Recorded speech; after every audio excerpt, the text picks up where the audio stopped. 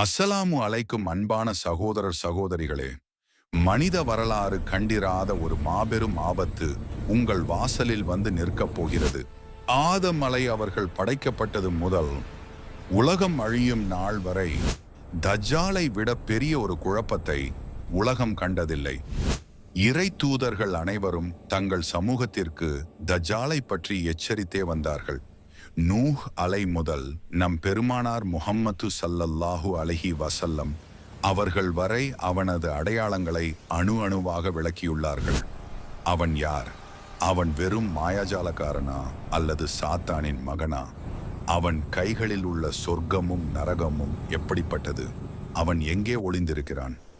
இன்று நாம் வாழும் இந்த நவீன காலம் தஜ்ஜால் வருவதற்கு முன்பான அமைதியா?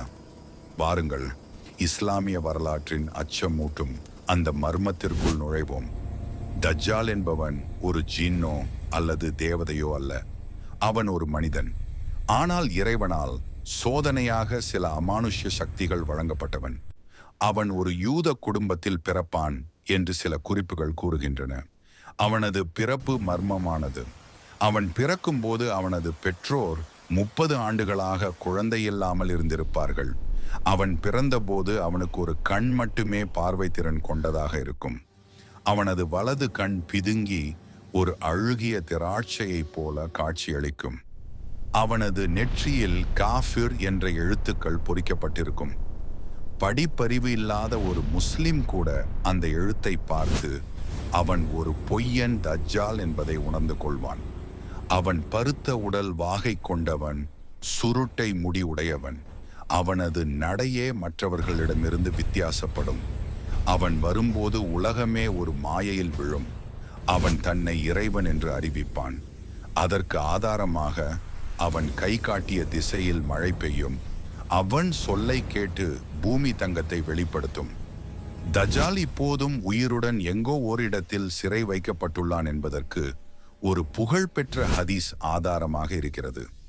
தமீம் அத்தாரி என்ற ஒரு கிறிஸ்துவர் இஸ்லாத்தை ஏற்றுக்கொண்ட பின் நபி அவர்களிடம் வந்து ஒரு ஆச்சரியமான சம்பவத்தை கூறினார்.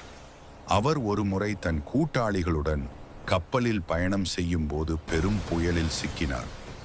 1 மாதம் கடலில் அலைக்கழிக்கப்பட்ட பிறகு ஒரு மர்ம தீவை அடைந்தனர். அங்கு அவர்கள் உடலெங்கும் முடிகள் நிறைந்த ஒரு விசித்திரமான விலங்கை சந்தித்தனர். அதன் பெயர் ஜஸ்ஸாசா.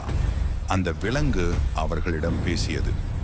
அந்த விலங்கு அந்த தீவில் உள்ள ஒரு குகைக்குள் இருக்கும் ஒரு மனிதனை சந்திக்குமாறு கூறியது. தமீம் அத்தாரி அங்கு சென்றபோது அங்கு ஒரு மனிதன் கை கால்கள் இரும்பு சங்கிலியால் பிணைக்கப்பட்ட நிலையில் இருந்தான். அவன் தமீமிடம் சில கேள்விகளை கேட்டான். பைசான் நாட்டு பேரீச்ச மரங்கள் இப்போதும் காய்க்கின்றனவா? தப்ரியா ஏரியில் இன்னும் தண்ணீர் இருக்கிறதா?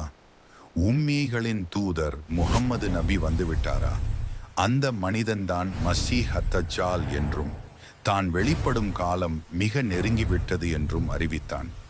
இதை நபி அவர்களிடம் தமீம் அத்தாரி விவரித்த போது நபி அவர்கள் இது தஜ்ஜால் தான் என்பதை உறுதி செய்தார்கள். தஜ்ஜால் சங்கிலிகளை உடைத்து கொண்டு வருவதற்கு முன்னால் முஸ்லிம் உம்மத்திற்கு ஒரு தலைவர் கிடைப்பார். அவர்தான் இமாம் மஹ்தி அலை. அவர் மதீனாவிலிருந்து மக்கா வருவார். மக்கள் கஃபாவின் நிழலில் அவரிடம் பயாத் செய்வார்கள். அவர் தலைமையில் முஸ்லிம்கள் பல போர்களை வெல்வார்கள்.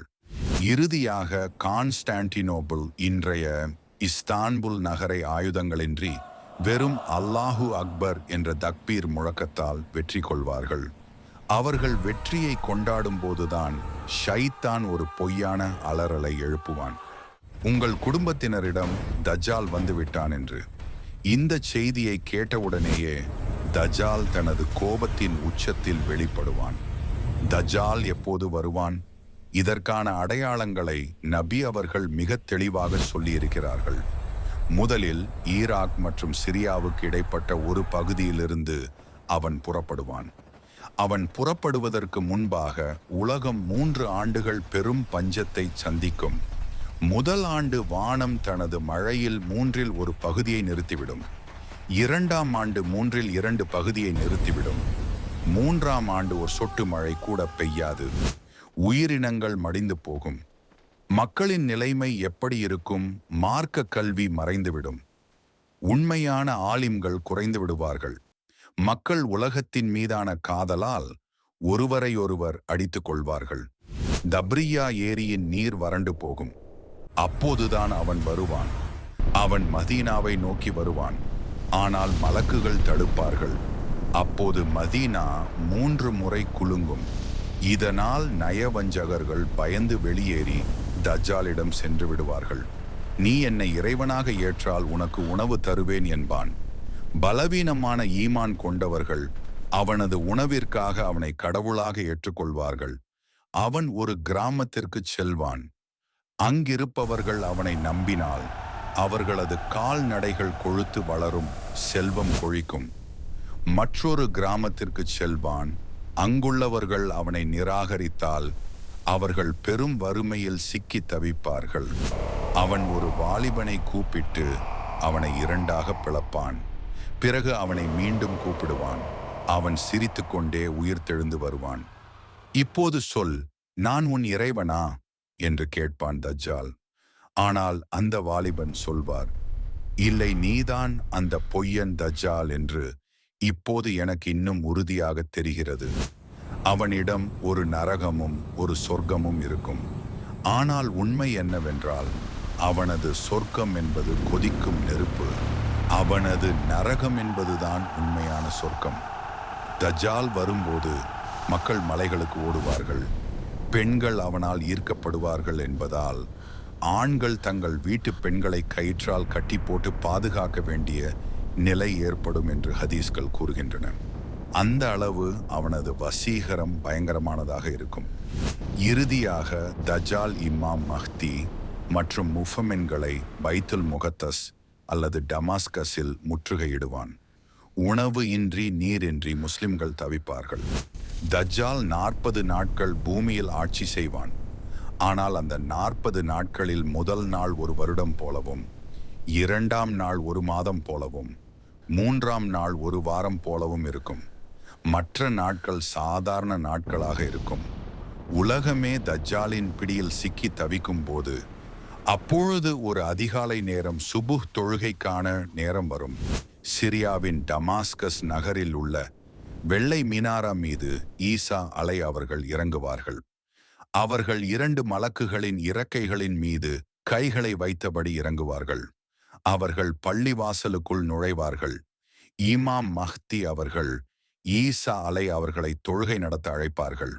ஆனால் ஈசா அலை, இந்த சமுதாயத்தின் தலைவர் நீங்களே என்று கூறி இமாம் மஹ்தியின் பின்னால் தொழுவார்கள். தொழுகை முடிந்ததும் கதவுகள் திறக்கப்படும். அங்கே தஜ்ஜால் இருப்பான். ஈசா அலை அவர்களை கண்டவுடனேயே தஜ்ஜால் உப்பு தண்ணீரில் கரைவது போல கரையத் தொடங்குவான். அவன் ஓடுவான். ஈசா அலை அவர்கள் தஜ்ஜாலை தேடிச் செல்வார்கள். தற்போதைய இஸ்ரேலில் உள்ள லுத் என்ற நுழைவாயிலில் வைத்து தஜ்ஜாலை சந்திப்பார்கள். ஈசா அலை அவர்கள் தனது ஈட்டியால் அவனை குத்திக் கொள்வார்கள். அதோடு தஜ்ஜாலின் அநீதி முடிவுக்கு வரும். ஈசா அலை அவர்கள் தனது ஈட்டியில் உள்ள தஜ்ஜாலின் இரத்தத்தை மக்களுக்கு காட்டுவார்கள். அதன் பிறகு பூமி மீண்டும் அமைதி பெறும். விலங்குகள் ஒன்றுடன் ஒன்று விளையாடும். சிங்கம் ஆட்டுக்குட்டியுடன் அமரும். மக்கள் மத்தியில் வெறுப்பு நீங்கி அன்பு மலரும். இந்த மகா சோதனையிலிருந்து நம்மை எப்படி காத்துக்கொள்வது? நபி அவர்கள் நமக்கு சில கவசங்களை வழங்கியுள்ளார்கள். தஜ்ஜால் உலகின் எல்லா மூலைகளுக்கும் செல்வான். ஆனால் அவனால் மக்கா மற்றும் மதீனா நகரங்களுக்குள் நுழைய முடியாது. அங்குள்ள ஒவ்வொரு வாசலிலும் மலக்குகள் வாள் ஏந்தி அவனுக்கு தடையாக நிற்பார்கள்.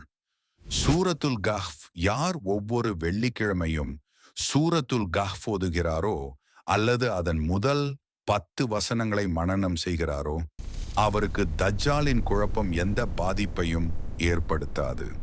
நபி அவர்கள் ஒவ்வொரு தொழுகையிலும், யா அல்லாஹ், தஜ்ஜாலின் குழப்பத்திலிருந்து என்னை காப்பாற்று என்று பிரார்த்திக்கச் சொன்னார்கள். நண்பர்களே, தஜ்ஜால் என்பவன் ஏதோ ஒரு கற்பனை கதாபாத்திரம் அல்ல. அவன் வரப்போவது உறுதி. அவனது அடையாளங்கள் ஒவ்வொன்றாக நிகழ்ந்து கொண்டிருக்கின்றன. வறட்சி, குழப்பம், மார்க்கமின்மை, என அனைத்தும் நம் கண்முன்னே தெரிகின்றன.